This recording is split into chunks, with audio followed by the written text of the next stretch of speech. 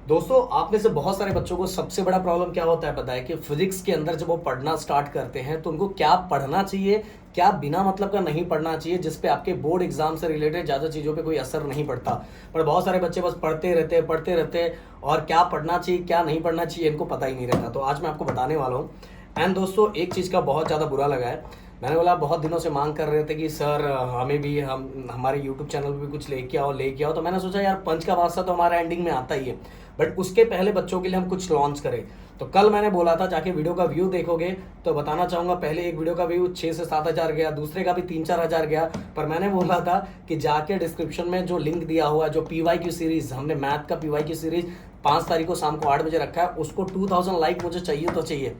अब जाके देखो खुद ही, मतलब फिर हमें भी बुरा लगता है कि भाई बच्चों का रिएक्शन अगर नहीं मिल रहा तो मुझे लगता है अभी ज़रूरत नहीं है, तो अभी स्टार्ट करके कोई मतलब नहीं है। तो गाइज, अगर हमने मैथ का अनाउंसमेंट तो कर दिया है तो मैथ का करेंगे ही, बट आगे मुझे लगता है आप लोग को ज़रूरत नहीं है, इसीलिए मैं उस पर कुछ बोल नहीं सकता। उस अभी भी उसका लिंक डिस्क्रिप्शन में है, अगर आप कर सकते हो तो आपकी चॉइस। क्योंकि देखो दोस्तों, हम हर चीज़ें रिएक्शन के बाद ही करते हैं। हमें लगता है जब बच्चों को ज़रूरत है तो ज़रूर वो चीज़ें लाते हैं, नहीं तो और बाकी बच्चे टेंशन मत लो। आप लोगों के लिए ऑलरेडी हमने अपने ऐप पे भी कोर्सेज लॉन्च करके रखा है, जो हमारा 24 से स्टार्ट होगा, जिनको ज़रूरत है। क्योंकि हमने देख लिया, मुझे बहुत बहुत फील हुआ, मुझे लगा कि ये वो तो 2 घंटे में पूरा कर दोगे, जैसे पिछले साल के बच्चों ने किया था। बट मुझे लगता है कि अभी आपको टाइम है, अभी ज़रूरत नहीं है, इसीलिए आपका रिएक्शन नहीं आया। चलो कोई बात नहीं, हम स्टार्ट करते हैं फिजिक्स। एंड फिजिक्स के भी अगर मोस्ट इंपॉर्टेंट क्वेश्चंस आपको चाहिए चैप्टर वाइज तो कमेंट करके मुझे जरूर बता देना। एंड अगर लगे तो वीडियो को लाइक करके जरूर जाना। चलो बात करते हैं। तनय जी, आप इधर आ जाओ।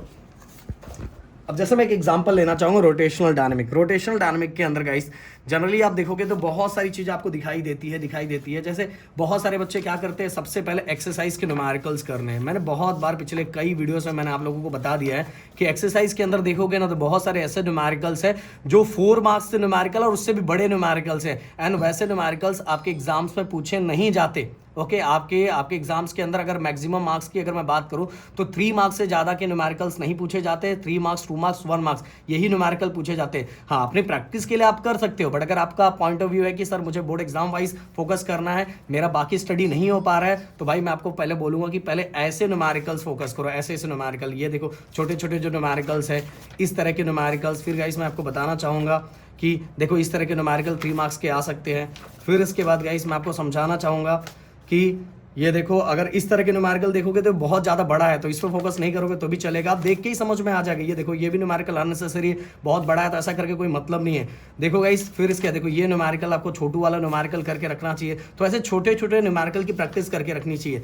इसके बाद गाइस मैं बात करूंगा डेरिवेशन। बहुत सारे बच्चों की हैबिट है, जैसे एग्जाम्पल जैसे तने मैं इनको बता देना चाहता हूँ। बहुत सारे बच्चे क्या करते हैं, जैसे कि एग्जाम्पल ले लेता हूँ मैं, एंगल ऑफ बैंकिंग में पूरी देखोगे पूरी कहानी लिखी हुई है। तने कैमरा थोड़ा सामने लेके जाओ।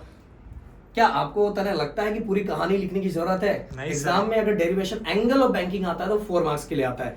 भाई जो पेपर चेकर होता है ना, उसको ऑलरेडी आता है, तो आपको उसको एक्स्ट्रा एक्सप्लेनेशन करने की जरूरत नहीं है। बुक जो होता है ना, बुक में आपको एक्सप्लेन करके दिया रहता है, आपको बस चीजों को पॉइंट वाइज जितना जरूरी है वो उतना ही लिखना रहता है। जैसे एग्जांपल मैं आपको दूं कि आपने एक छोटू सा डायग्राम आपने ड्रॉ कर दिया। छोटू सा डायग्राम ड्रॉ करने के बाद आप ये वाला डायग्राम ड्रॉ कर दो। डायग्राम ड्रॉ करने के बाद आप स्टार्टिंग में एंगल ऑफ बैंकिंग का डेफिनेशन लिख दो, अगर आपको चाहिए, और लिखना ही चाहिए। एंगल ऑफ बैंकिंग का डेफिनेशन लिख दो।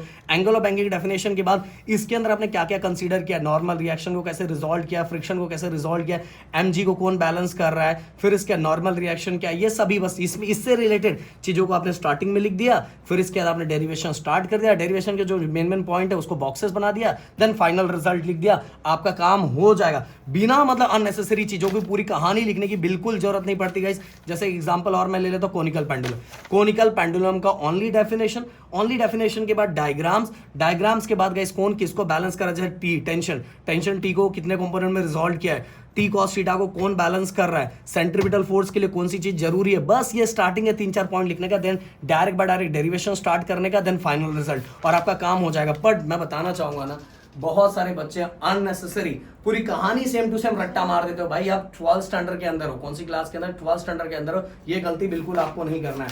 इसके बाद एक चीज और बताऊंगा, एक और चीज बताना चाहूंगा मैं जैसे बहुत सारे बच्चों को मैं बार बार बोलता हूँ कि ये चीज़ें थोड़ी याद करके रखो, जिससे बहुत ज़रूरी है, जो ज़रूरी चीज़ है वो बिल्कुल नहीं करते।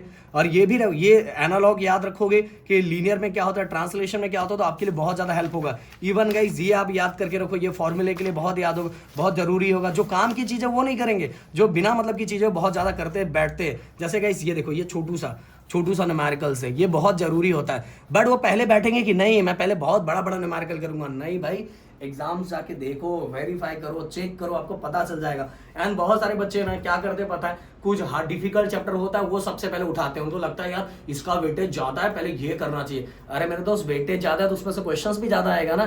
तो सबसे पहली बात तो जो आपको सबसे सिंपल लग रहा है, क्योंकि हर चैप्टर का वेटेज है एंड उसके अकॉर्डिंग ही बोर्ड में पेपर आता है। अगर मेरी बात पे भरोसा नहीं है तो खुद से जाके वेरीफाई करो, और वेरीफाई भी उससे करो जिसको कुछ आता जाता है। कुछ भी कोई बोल देता है उसकी बातों पर ट्रस्ट मत करो, मैं बताना चाहूंगा, नहीं तो बहुत रोना आता है, बहुत पछतावा होता है गाइस। सही देखो, मार्केट में बहुत लोग 10 चीजें बताते हैं, पहली बात उनको खुद को आता पता नहीं है, कुछ भी बोलते रहते हैं, कुछ भी बोलते रहते हैं। ओके, तो मैंने जो बातें बताई जरूर उस पर ध्यान देना। और इससे रिलेटेड जो मैंने बोला कि और हर चैप्टर के इंपॉर्टेंट क्वेश्चन चाहिए कि आपको कौन सा पहले करके रखना चाहिए, तो जरूर कॉमेंट करके मुझे बताना। मिलते हैं नेक्स्ट वीडियो में। Thank you so much guys, जय हिंद एंड जय महाराष्ट्र दोस्तों।